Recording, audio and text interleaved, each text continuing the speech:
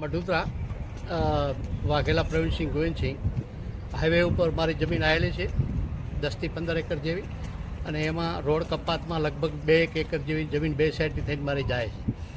71માં જ્યારે રોડ બન્યો ત્યારે એ વખતને એવું કહે છે કે ભાઈ અમે જે તે વખતે જમીન રોડ કપાતમાં થઈ છે, પણ એવું કોઈ એનો કોઈ ઉલ્લેખ નથી.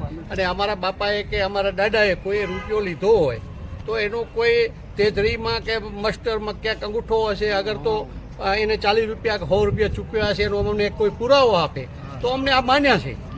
પણ એવું તો કોઈ રોડ ખાતાવાળા કંઈક નહીં, કોઈ કંઈ છે નહીં.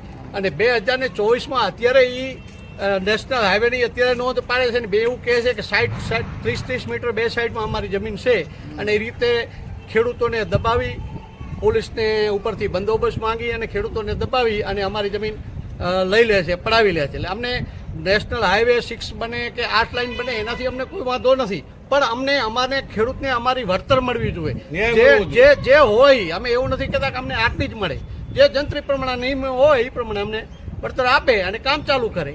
બાકી તો અમને ધાક ધમકીથી નાનતી ખેડૂતોને લઈ જઈ અને રોડ બનાવે છે તો અમે ખેડૂતો કરશું શું, કેને કરીએ? અમે રજૂઆત અત્યારે પ્રાંત સાહેબમાં આવ્યા છીએ, પ્રાંત સાહેબને કરી, એ જમીનના આ આખી કલેક્ટરની બધા જમીનના ધણી છે, બરોબર?